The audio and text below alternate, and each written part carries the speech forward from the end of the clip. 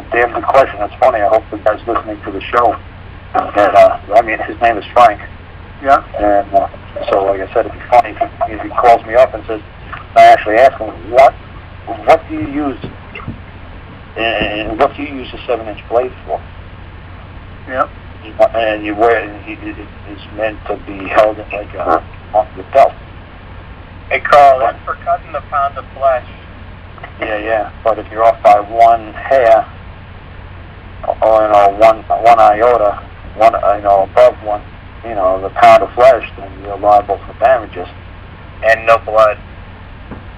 Yeah, you could only get the pound of flesh. You could only get due, not 1 ounce more. No, not 1 ounce less. You could only get what's due. So you better be careful when you cut that pound of flesh. But yeah, see, that's what's good, man. And I'm glad I'm able to get you guys to. I mean, people are like studying the regicides trial, and people are actually, even if you're not reading it, at least you're watching the movie The Merchant of Venice, and you're starting to get what's going on in those movies. Start to follow what the significance is. What Bacon was trying to teach you folks. Okay, Shakespeare, whoever. Yeah, I'll give you Shakespeare. Whoever Sir Francis Bacon. He was the guy who wrote it. Him and his friends wrote all those things. And the trial of the regicides, that was a fantastic trial as well, because only one person was able to get his filings recorded. So God bless that attorney, because I wouldn't have known how to do that. I would have just like all the other people who were members of Parliament who weren't recorded, didn't know how to require the court for leave so they could answer it properly. Like I said, that poor guy Dennis from Indiana. I said, look, man, you've got to answer the court in writing. Every single thing you do in court, it's got to be in writing. I said, especially if the judge doesn't think that you're smarter than him. Thank God, man. When I'm talking to the judges, the way I explain it to them, if they don't know what I'm saying, I'll explain it to them 2-3 times as nicely and as gently as I can, and then I'll say, you know what? I don't think you still fully understand what I'm saying. Why don't you read it out of your own book? Like the last time I was in trial for myself, I said, maybe you should read it out of your book. What book? Your book. The Code of Virginia, 1975, Code of Virginia, 1950. The Code of Virginia, 1950. Alabama's Code of 1975. So why don't you read it out of your own book? And then he was looking for it. He read it. Said, no, that's the legal. Okay, now read the law. Read the top. Read the bottom of the page. Read the footnote. He says, oh, it's lawful what you did. Yes, it is. It's totally legal what I did. Totally. I said, I told you when I walked in here I was guilty. I told you what I did was illegal. I said, I told you I did 5,872 illegal things on the way to court today, and I'm going to do 9,673 illegal things on the way home. Leave a rat behind. How do I care if it's legal? I said, but it's not. It's lawful. I said, it actually says that in your own book, doesn't it? He said, well, it does. I guess this case is dismissed. I said, no, it's discharged. Well, I'll explain to you the difference between dismissed and discharged. I ain't got time to teach you that. I said, I have to teach you legal and lawful. Now, whether you actually understand that is beyond me, and I don't care.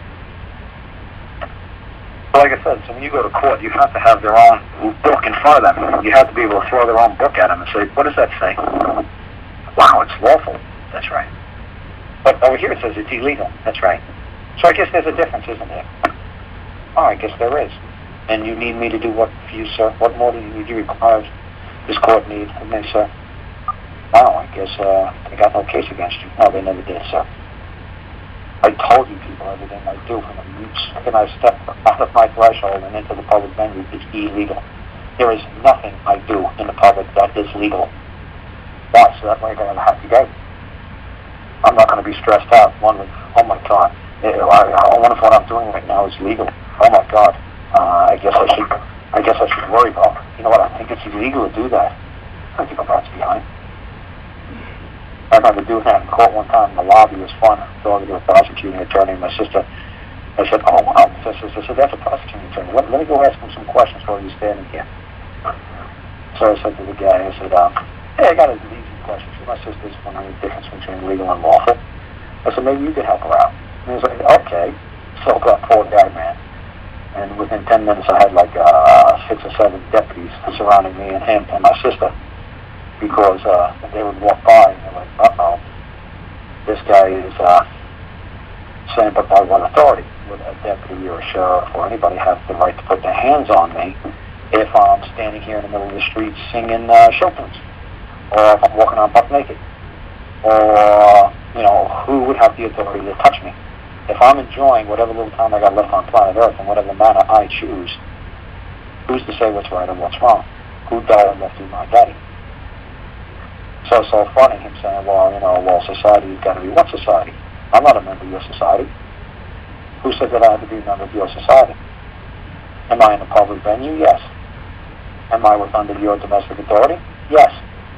But then I'm a guest here, right? Yes. And if I'm a guest, then you have to accept and understand my certain peculiarities and my certain customs and traits that I bring from outside of your society that I'm not aware of.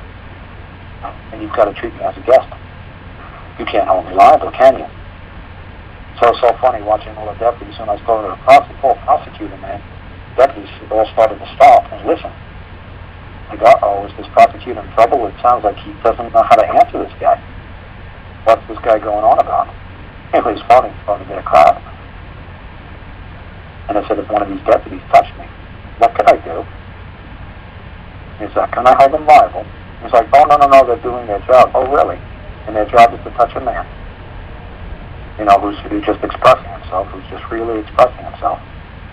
Well, we got to have some sort of control over society. So, so what? We should all be like in shackles and chains, and we should all carry ID chips, and we should all, what should we do? We should all drive computer cars, and computers should take us where we can go, and the government will tell us when we can't travel. Is that what would make you happy? So everybody's under total control at all times, under total surveillance. Would that make you happy? Just a level of control would satisfy you in your society. Well, what would you people like? Would you like us to all live in pods? And what would you like? What would you like to see of a man? What would you require? It was so funny, just going down. I love just doing what if with the legal society. It's like they're having brain farts when they're trying to answer. They don't know how to answer it. Because it sounds all plausible and justifiable. It's just like, well, let's be reasonable about this. It's like a whole bunch of little old ladies saying, well, let's be reasonable about this. If we have rock and roll in society, that's going to lead to dancing at past 9 o'clock at night. And people are going to start shaking their hips, and we can't have that. It's like, yeah, I guess that's what they said about minuets and waltzes when those things first started popping out, at 1603. I guess they said, well, we can't have minuets, look at that, it's 3/4 time. That's the devil's music. We gotta stick with 4/4 time. 3/4 is the devil's beat. If anybody studied music, they would know what I'm talking about and realize how the Catholic Church went bananas when I heard 3/4 music. So that's the end of society as we know it in modern times. It's funny, man, when you read books from like the 1500s, 1600s, they write, in these modern times. You're like, what? Modern what? Oh, we allowed to rub 2 sticks together. No, that's right, we use flintlocks now. Oh, okay. We use flintlocks and straw. Oh, yeah, we'll way past rubbing 2 sticks together to create fire. Oh, good. That's good to hear. Now that we've got the modern flintlock. And that's special. We create a spark, and it only takes us 10 minutes to make our fire now in these modern times.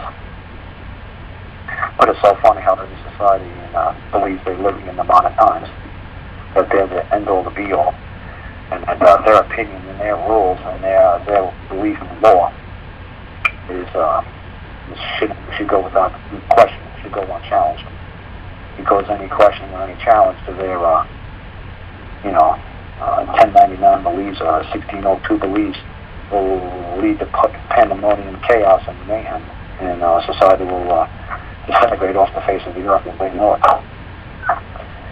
So it was funny. I was talking to Jason today, and his mom's got some massive pancreatic cancer, but they got that lovely old English healthcare, and she was feeling ill in August. And the doctor said, well, we'll set you up for some cancer tests in December. So when December came, she was still feeling ill, but they told her, well, we're kind of really busy right now. We're kind of backed up, so I guess we'll hold the cancer tests in February. So what's she going to do? You know, they're good little Brits. So they just say, okay, we'll just suck it up and take it. So then they called her up sometime, and they said, we can't do February, but we could do next August. So it was going to basically be a year before she got to see a specialist. So he said earlier this week his mom had meeting for a couple of days, and they were getting worried about her, so they brought her to the hospital, and now she's got like massive pancreatic cancer. And but like I said, that's because they're good little Brits. And just because they say they can't have services, they just accept it. And they just say, okay, you know what? You know, don't want to buck the system. You know, everybody has to wait in line. Everybody has to, you know, die on schedule. You know, we don't want to cause any commotion over here. We want to stay proper and keep a stiff upper lip and, you know, just take what the government tosses us. So he was talking about all kinds of alternative cures. And I said, see, this is what I'm saying. I said, you guys are missing the problem with you guys got going on here. It's not alternative cures. It's like, wait a second, like I was going on about last week about what's the benefit of being a citizen of a government? What's the benefit of being a member of a family when your family won't support you, when your family won't take care of you, when your family won't provide what you need? Not what you want, but your family, like I always say to everybody in my family, I've never given anybody just a gift. Like I've never just given anybody something that they wanted. I've always given them what they needed.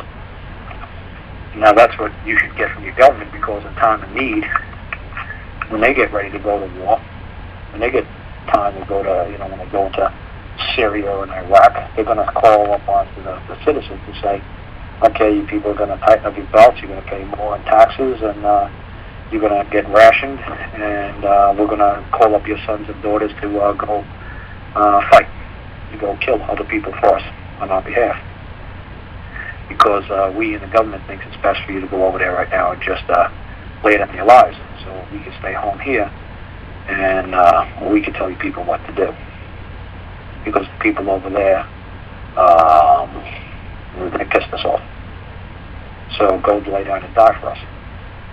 Oh, wait a second, I said to him, I said, how come you people in England take that?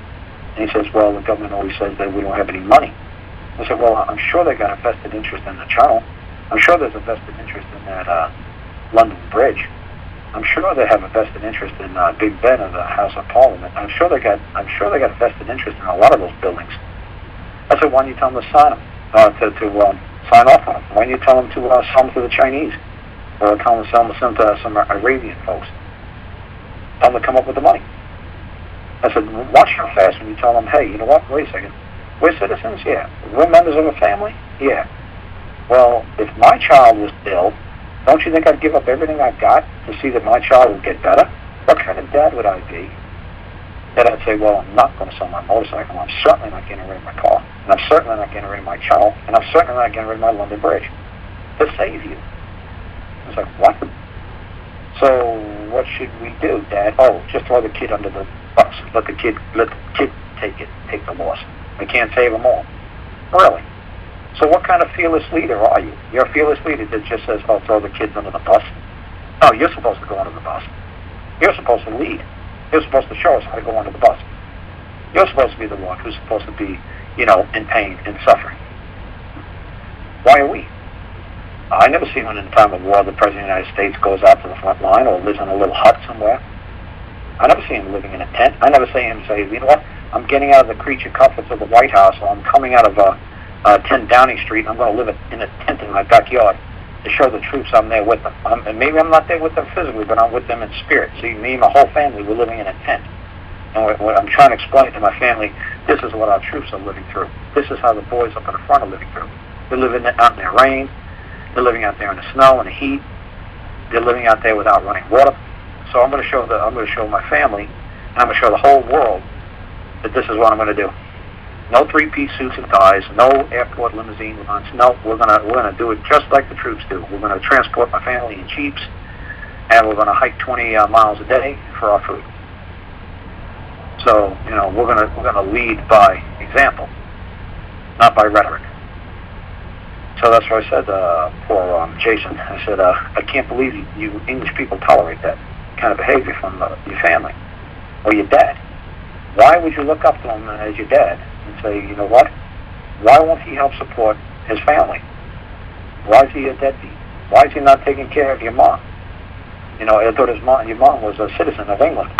Why isn't they taking care of her? Why are they letting her down? So I was trying to get him off the topic of alternative medicines because honestly, I don't know, man. I really don't know what to recommend people alternative medicines. There's tons of shows for that. But what I can say to people is you got to stop this from happening again.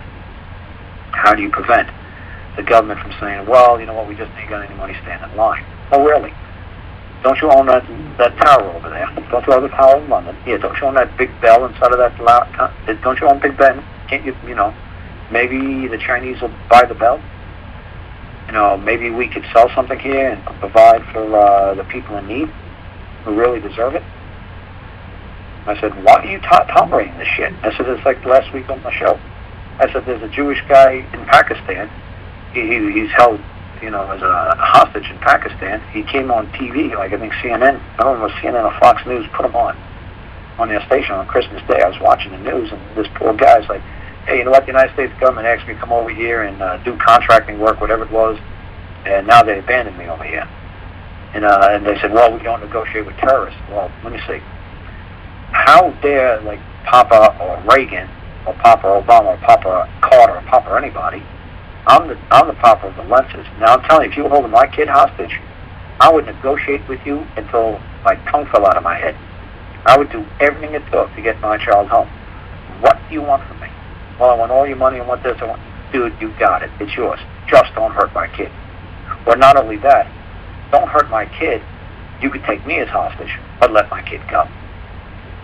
So if you don't want to negotiate with terrorists, Mr. Reagan, he was the one who quoted that nonsense, why don't you go sit over there and be a hostage, and maybe they'll swap?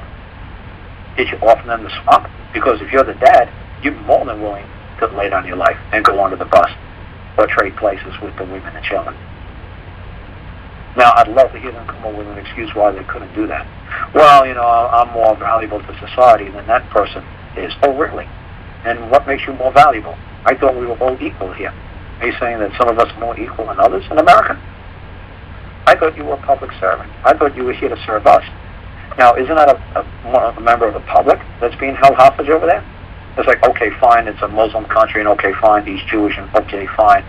They might have more than one reason why they're keeping that guy. But still, if he's an American citizen, obviously he's not what they would call a super, somebody who's really Hebrew who believes there's only one nation, and they're not a citizen but of one nation.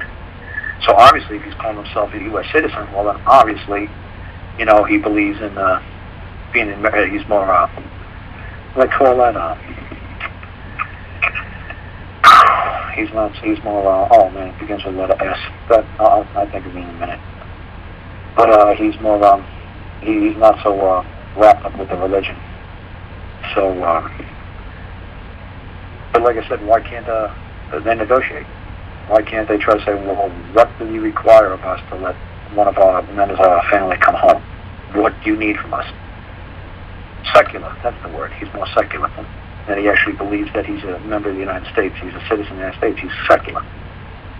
He's not so wrapped up with, well, no Jewish or Hebrew person truly believes that they're a member of a nation, under the nation of God, or whatever, that they believe in like that. That they only hold an allegiance and duty to hold just to one. They can't hold multiple allegiances. So he's more of a secular,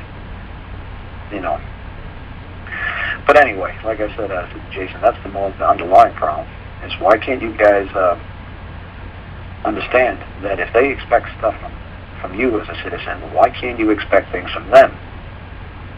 And like I said, now if you want to say, I signed up to go in the military, my wife went bananas, and because they said it was going to take me 18 months to be trained.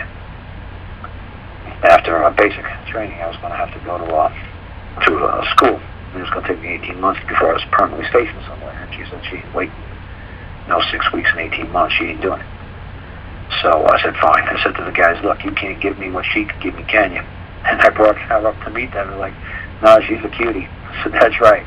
I said, you can't possibly give me what she can. So I think I'm going to have to go for her. I'll take door number one. Sorry, guys, but I wanted to bring her up to you to show you that's why I'm not going in, because would you pass this up? And they were like, nope, I don't blame you. So there you go.